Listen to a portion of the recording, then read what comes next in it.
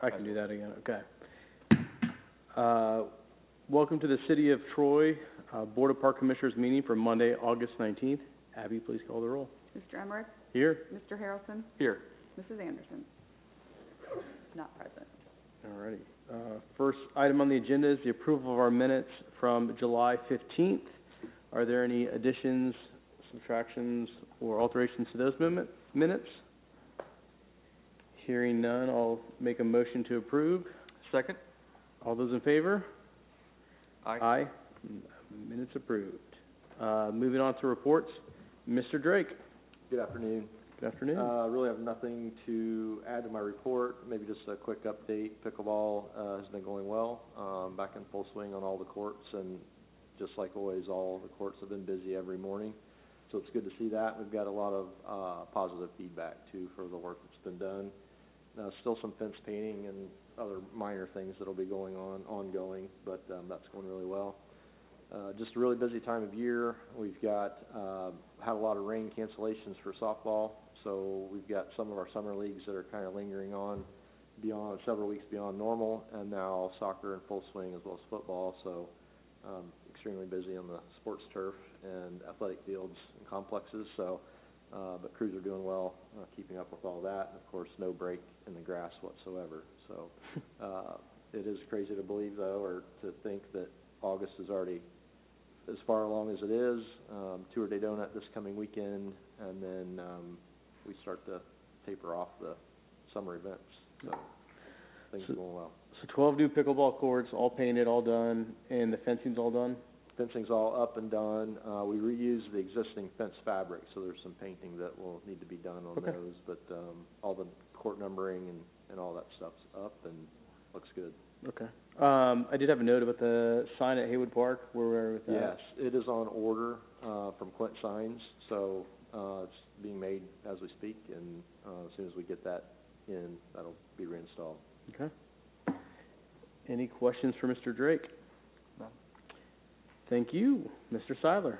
Good afternoon. Good afternoon. Just to hit on a couple items there on my reports. Float Troy will be ending here in another couple weeks, so that's starting to wrap up here pretty quickly.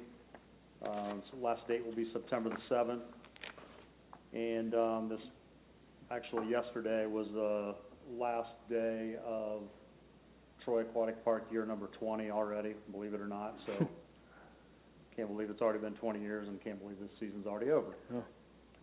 Oh. So we had a good season overall. Attendance was up over last year, and last year was up over the previous. So continue to see good numbers, and a lot of that's a result of some of the other community pools that have maybe are not operating or have restrictions on certain days. So we do see impact from that, and continue to have for the last several years. So all in all, really good pool season and great numbers.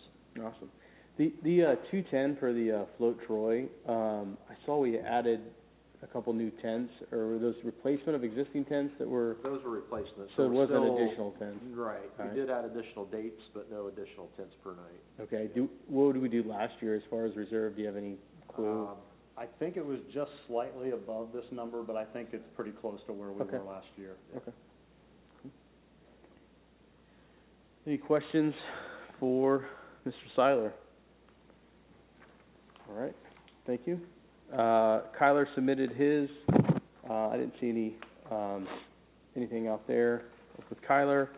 I don't have anything from the Planning Commission. So the next thing is we'll move to the new business, which first item is donor sponsorship recognition and application approval. Is that Patrick, or who's going to speak to that? Okay. Hey, I'm Lauren Karch. I'm the communications coordinator here, and I work along with Jeremy and Salome Hecate, our management analyst, on getting this donation and scholarship recognition application set up and approved through our law director. So he has okayed it.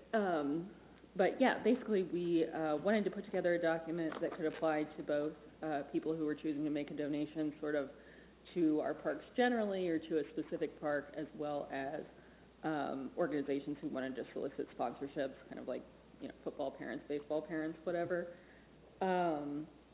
And then, language to ensure that the city's maintaining control of, that the city and park board are maintaining control of the messaging put up, to recognize any sponsors or donors, so. So Jeremy, assisted with the pricing of, what we wanted to have for suggested pricing for different sponsorship recognition options. And any questions you all have? So it's essentially a 3-year term is what we're putting on here for the sponsorship? Yep, so this falls right in line with what Troy Junior Football did on the scoreboard at Duke Park. Yep. And also similar to what Coach Scott Beeler has done at North Market Street on the girls softball field. Also wanted to look at a way to kind of standardize sizes based on standard sign blanks. So that's kind of the pricing menu you have before you, and the sizes is kind of based on standard sign blanks. So I saw you're the point of contact to this. So is the thought process, the business is going to go through all this process, pass this to you, and you're going to manage this entire process? Yeah, of course, it'll come before the board to make a decision on it, but that way it gives us kind of control rather than having all these separate user groups and softball boosters and all these different organizations kind of trying to spearhead their own thing. We've got a way to control this more in-house. Sure. With direct funds. Yeah, that makes sense. Yeah, I guess my question was just a little more regarding like the workflow side of it. Like, are you sitting here having to manage, just rough estimate, 50 different advertisements and contracts that are out there, or how's that handled? Do you want to touch on that? Since you came It's to all on Jeremy. Well, You really didn't want to leave we that pull them with me. 1,000 different directions. I mean, it'll, in my worries. when it comes to Jeremy or whoever it comes to, I mean, it'll say Jeremy, but a lot of times it'll come to our office anyway. Okay. Between Jeremy, Salome, and Lauren, they'll coordinate all of that. Okay. Yeah. And then the dollars you worked on, kind of what the market value is of those advertisements? Yeah, so two things. We looked at what the schools are doing, like on their scoreboard, Sure. stadium, and then also what Coach Beeler had received toward the softball field. Okay. And kind of based roughly on the sizes of the advertising or the recognitions that he used, coupled with the sign blanks. Yeah. I tried to categorize those. And I guess the reason I asked about the dollar amount is I know that we do have some pretty big ticket items that are going to have to be replaced and figured out over the next year or the next couple of years, right? So I guess my question was, like, does these numbers help close that gap at all or not? I mean, knowing what some of the cost repairs are for the lights, for, the baseball stadium, are we too low? I don't think, I think we have tried to capitalize as much as we could, and even priced it kind of on the upper end of what we thought we could get, looking at kind of what Coach Beeler had done at North Market especially. I definitely think we're on the upper end, asking on the upper end of what we can maybe get. And of course, this is a pilot project for us, so with no prior really way to gauge how much interest we're really going to have. We just kind of need to try it and see. I have to think yes, to your question, it will help bridge that, because now we've at least got a set way and a set system of going after those funds, where before that was just all left kind of on the table, so to speak, and never took advantage of it. So I have two more questions, I'm sorry. Yep. I wrote down a couple on this one. So, I see, like, for example, we've had a lot of conversations about the North Market Street ball fields. There's $10,000 on here for one of the large signs of North Market Street ball fields. Someone donates $10,000, they get their signage on there. Does that $10,000 go to the park's budget? So that could be purposed elsewhere, or does it stay within the park that it's donated? I guess that's my ultimate question. It'll go to, I think it really depends. I mean, if there is a preference by whoever donated, then we will note that. Mm-hmm.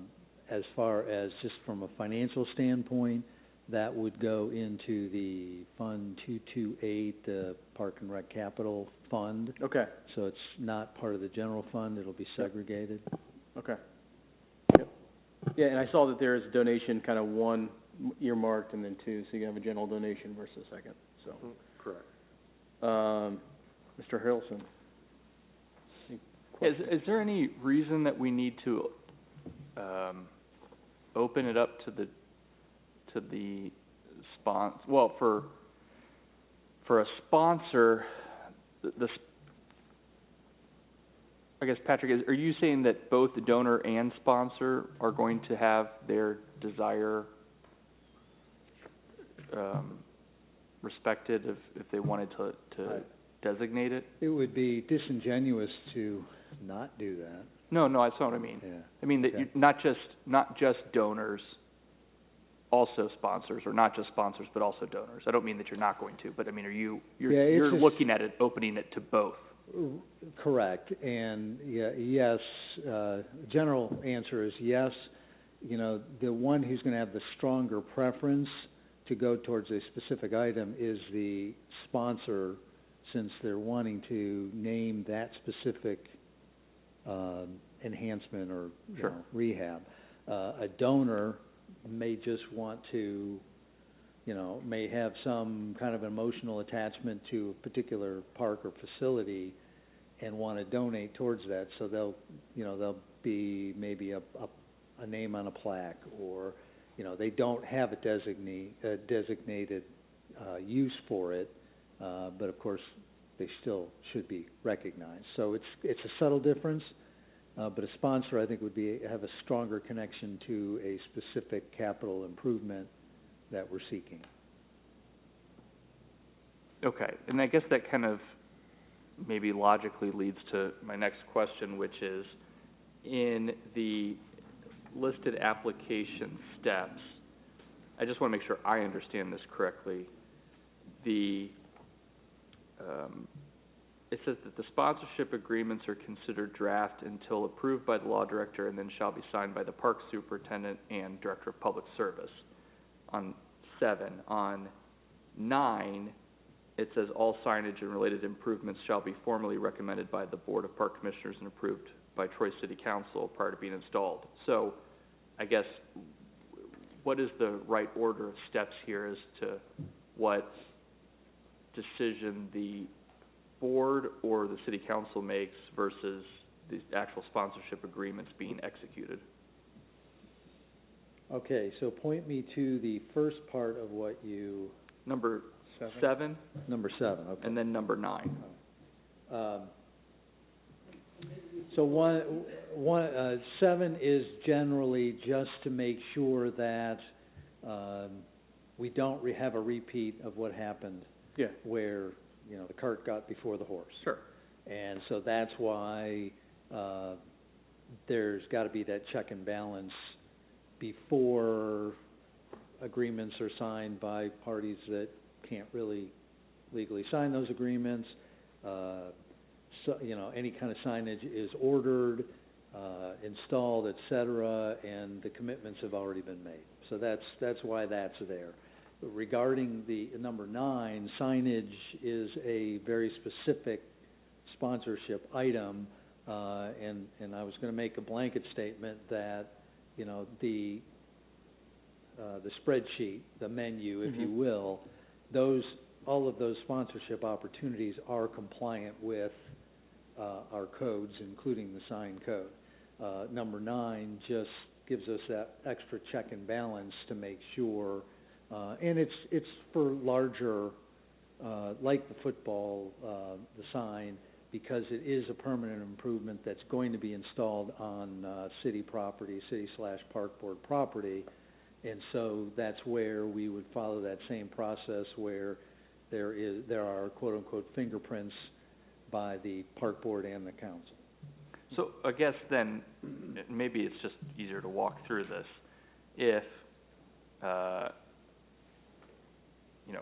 given company down the street, I'm not going to name it, we'll just, company across the street here or something, they want to sponsor one of these, the process is they are directed to this application to select which option they want to seek. They fill out the application, they present it to the city, and does that come before the park board for approval?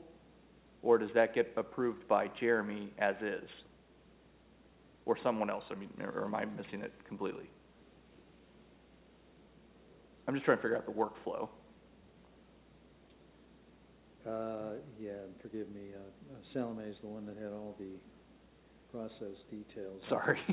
She's probably just landed from being 8 hours ahead of us and probably, Well, my lagged, understanding was that information would go to Jeremy, who would then present it to the. That's to the what, park board. that's what Is that your the understanding? general idea was. I Right. know, I don't know, I didn't actually look to see how we had it listed out there in the step, but anything that comes before us, whether it comes to their office or my office, it'll go before the park board next, like the first step. So we'll make Before. some approval recommendation Absolutely. or, okay.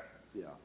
I don't, yeah, I just thought it's good at the outset to know exactly who goes first or how it gets through the process. I think it could happen either way, honestly, depending on where the said sponsor finds out about the application. That application could potentially come to me, it could end up in your office. And either way, it'll go from me to you or from you. Ultimately, it ends up before the park board. Okay. So if we were to get it on the record, then all of these applications would be approved by the park board with the additional step for council when it comes to the permanent signage. Yeah, and I think that makes sense. And that would because, streamline the process, I think. I mean, obviously, if there's a inappropriate sponsor, for whatever reason, you're gonna filter it before it even comes to us, and at least talk to them about it probably before you even bring it to our attention, just because if it's obviously unworkable, right, we're gonna try to head that off at the pass. Correct. But also, I think it's important to note on the donation side, especially if there is, I mean, a unrestricted donation of cash is one thing. There's really no reason to say no to that. But if there is a restricted donation that may be, especially as we get into strategic planning, they want to give a large sum of money for a given park that we may not keep anymore because of some reason or some use of a park that we're gonna change in the future. I think we need to make a decision on whether we are accepting that donation before it actually is made. Because we may be forced to, in a situation where we have some amenity that we actually don't intend to keep. Now, we're kind of in between a rock and a hard place, since we've told the donor we were gonna accept their money to continue to fund it or fix it or whatever, so. Yeah, and Mr. Harrelson, we'll try to head those off as well. Sure. But, another, very possible scenario is that, maybe it's not a matter of us not keeping the amenity, but maybe the timing of when we were going to be funding and being able to work that project in, may be a little bit off from what the donor or the sponsor would like to see, and they're donating a portion of the total cost, and then somehow we've got to come up with more money. So, and that's always a dialogue to have. In with the case-by-case sponsor. basis. Yeah. And they may not even know that we have a different thought of what the future holds, and they may be just as excited to look at what we're proposing that wasn't public at that time, or Sure. at least hadn't gone down that road. So that all makes sense, and I like the idea that we need to try this, because there's no way to know. I think honestly, I think the market rates are probably pretty much either on or a little bit high. Yeah, I think we're aggressive for sure. And that's, you know what, that's fine, we're never gonna know until we try, and we have some time to do some strategic planning, because there's gonna be a lot of potential growth of sponsorship opportunities depending on what we wanna do in the next decade, so might as well try it for 4 years and see what happens. Sure. So I don't see a requested action on the document, so are we approving as the park board, or are we making a positive recommendation to city council? What's the next, action with this?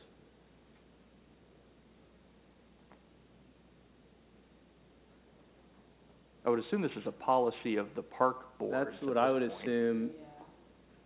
Yeah, let's go with an approval. Okay.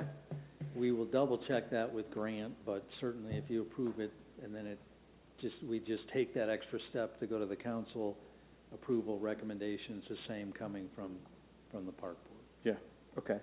And then as far as where these rates and advertising would go, have we thought through that strategy and where that would take place yet?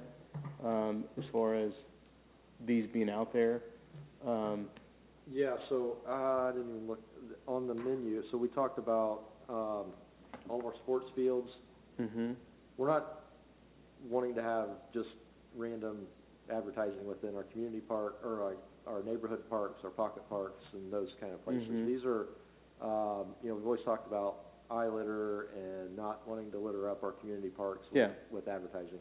We're thinking more like These are pickleball courts, baseball disc fields. golf, Yep, baseball fields, softball fields, Yeah. soccer fields, those kind of amenities is Mhm. where the sponsorship signs would go. no, I guess You my guys point are would in be advertising to. The marketing of. Yeah, the program. marketing, Oh, get these sorry. out there to Okay, businesses. yep. I don't know how often we have businesses Yeah. calling in and saying, hey, you know, I know we've had experienced it once Yeah. in a blue moon, but, you know, I think we should not just bury the document somewhere on the park's website. Right. That kind of worries me. Yep.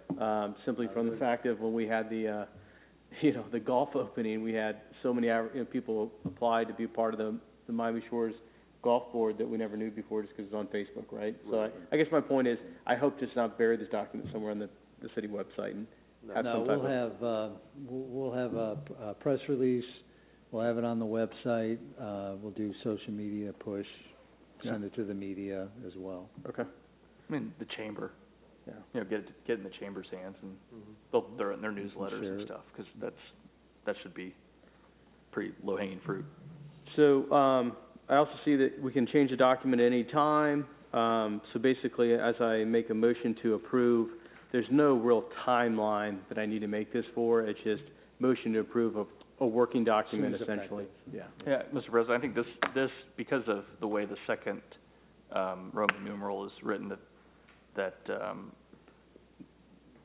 per the following policy, I mean, this becomes the policy Yeah. as of now. Okay. This is our policy document, and we can change it as we need to modify it in the future. Okay.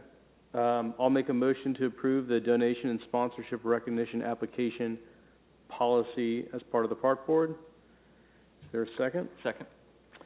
All those in favor? Aye. Motion approved. I would make one more note on that, just for, to get it on the record. When you look at the menu, you mentioned the pocket parks versus, you know, the major ones. Yes, we're focused on the major ones. We do, though, on the menu have all of our facilities listed where sponsorship opportunities may be attractive. One of those, though, I do want to note is included on there is Trossel Park. Just wanted to remind everybody that the Mercer Group company has already invested well over $150,000 in developing that park. You know, it is one of our parks. If somebody wanted to make minor donations to further enhance it, you know, we would, of course, coordinate and not want to step on Mercer Group's toes, as it were, as they were. But that's just one note I wanted to make. Okay. Thank you. Thank you. Thanks. The second item we have on the agenda here is the sale of Bruckner Park to the Troy Miami County Public Library. Is there someone to speak about that? Is that you, Mr. Henry? That would be me, I believe. And so we are asking for a positive recommendation to Troy City Council, just for some history, some of which you see on the memo. Back in November of 2021 was the first significant discussion about a transfer of this property to the library. We did not include the minutes of that meeting, but Yeah. The park board was in favor of moving on with an MOU, a memorandum of understanding. That didn't go to a formal vote because things changed and so it just was dormant for a while. The library, the executive director is here. If you have any specific questions, Rochelle, did come and approach us. They have some perhaps long-term planning that they're in the process of doing. They've asked us if we were interested in selling the park to them because it is a significant piece of property as far as size and location. We did do an appraisal, had an appraiser come in and do the appraisal.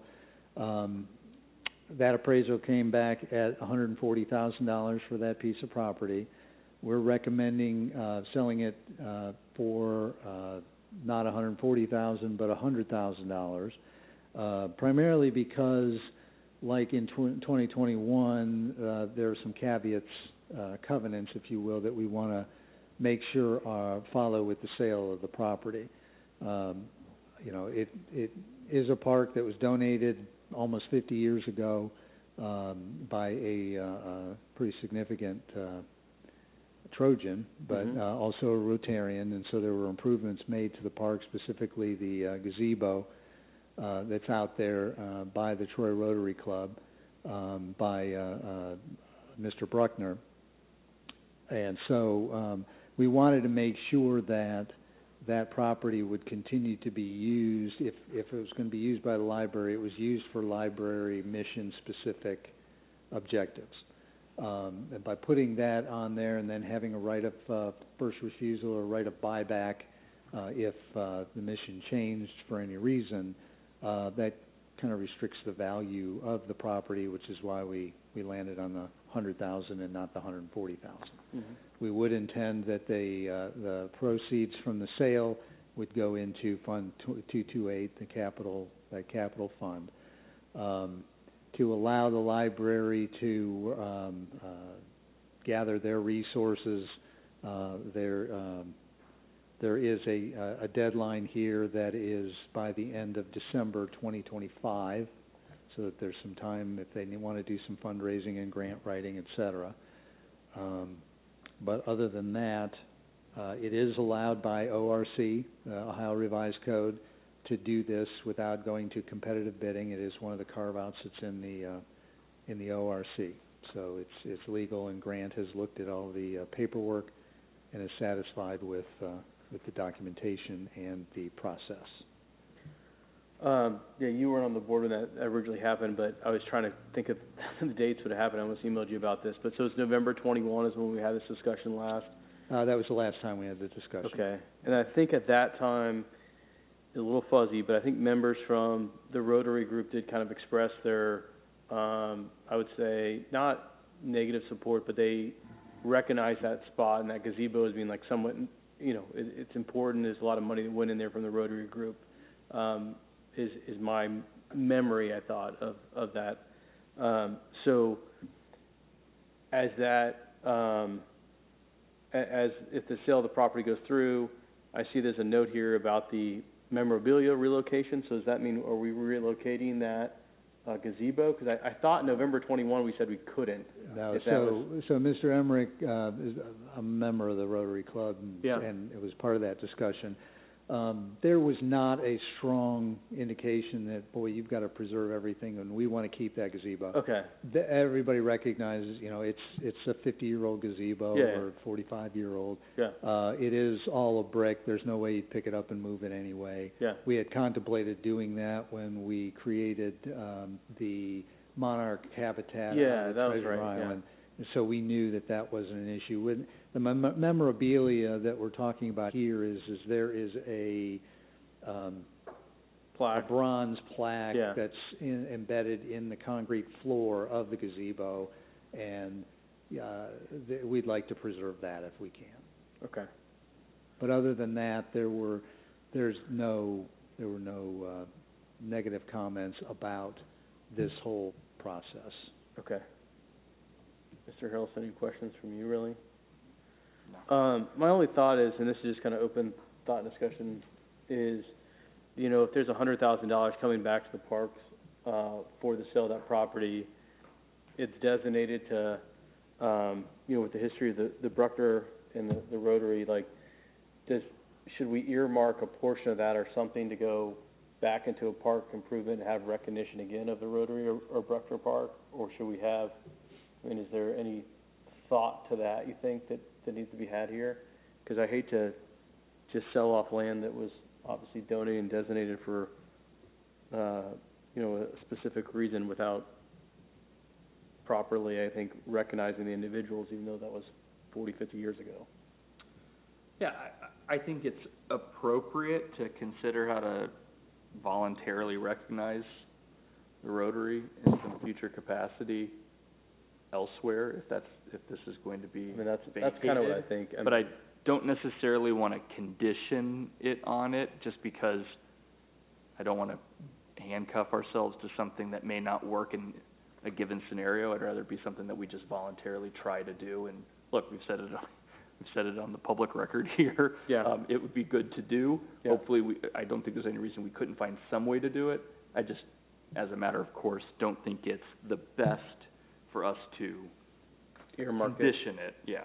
Okay. on Yeah, and I can say that, being part of the executive board of, Troy Rotary, there's no such expectation, Okay. but there is an appreciation for, you know, some of the other participation that we've seen between Rotary and the park board, specifically Treasure Island and the Monarch Butterfly and Yeah.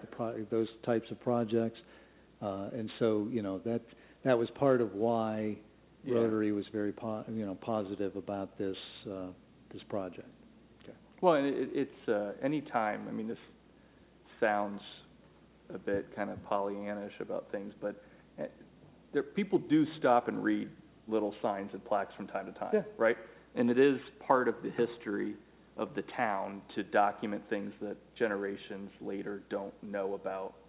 Someone like Clayton Bruckner, who, Yeah. I mean, we're on the tail end of those people that have heard of him, Yeah. know about it Yeah. through, you know, earlier generations. But I think it's always appropriate to try and find ways to keep some history documented that way. Is a thought to move that plaque to the new, thing out by the Monarch Butterfly, probably? We can definitely look at options. I don't know what all we'll get into with that, but certainly Okay. we can look at that. Anything else? No, I suppose I will make a positive recommendation as requested to the City Council for the sale of Bruckner Park at the $100,000 price as requested in the Director of Public Service and Safety's memorandum.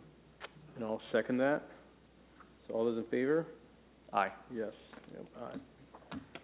All right, so that'll go to City Council next. All right. Last thing is the recommendation to City Council about the updated MOU for the Troy City Schools. And So busy day. Yeah, that's okay. I got counsel tonight, it's good practice. January of this year, the park board and the council approved the final version of the memorandum of understanding between the schools and the city related to the property transfer that is part of the successful passage of the new school building, school facilities project. The school recently approached us. We then, city engineer and I met with the school superintendent and the treasurer, as well as someone representing the Ohio Facilities Commission, to discuss their timing and what's needed when, and to continue to proceed through the design and into the construction, which is coming up fairly quickly.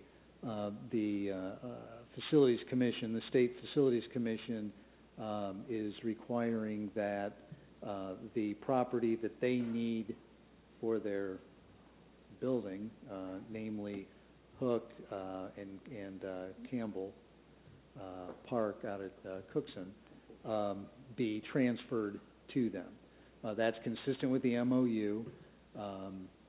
In discussing with, the school's attorney as well as, Mr. Kerber, our law director, we are all in agreement that rather than deal piecemeal with the transfers, that the entire MOU should be converted to a formal document, formal agreement, that not only includes the immediate transfer of those two parcels, but memorializes everything else in the MOU, including the subsequent transfer of the properties that were identified that will come to the city and likely the CIC by the end of 2027.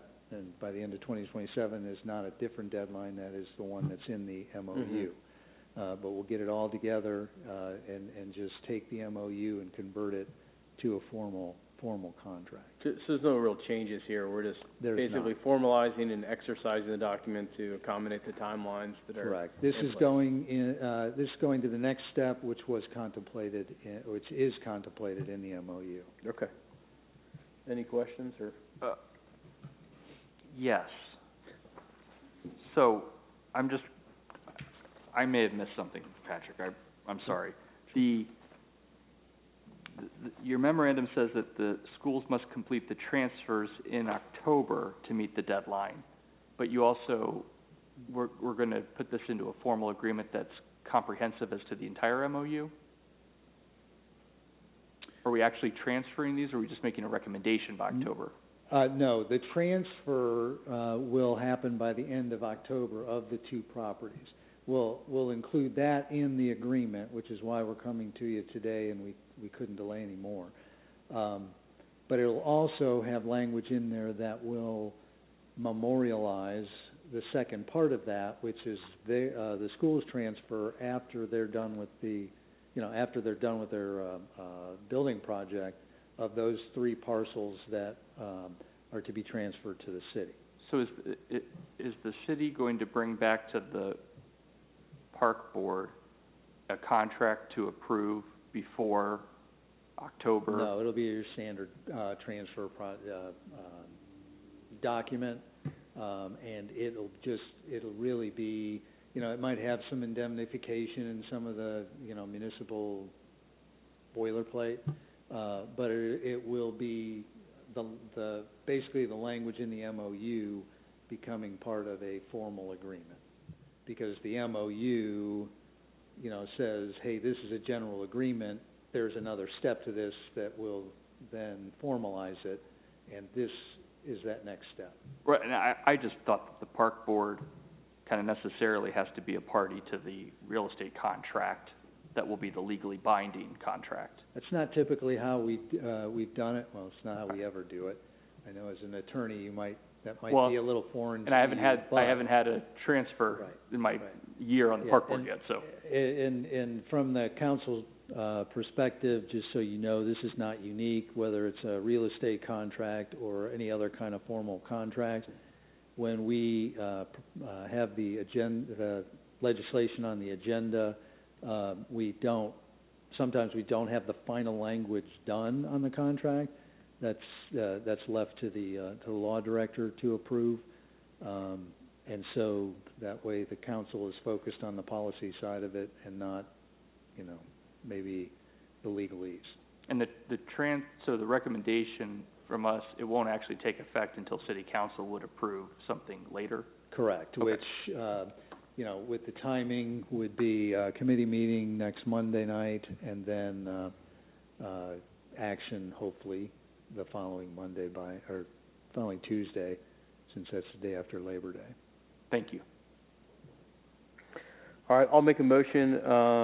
The Board of Park Commissioners recommends the Troy City Council the transfer of Hook and Campbell Parks contingent upon all agreed upon conditions in the MOU, including the execution of any required documents. Is there a second? Second. All those in favor? Aye. Aye. All right. Recommended to City Council. Is there anything else to come before the Park Board? I'll make a motion to adjourn. Second. All those in favor? Aye. Meeting adjourned.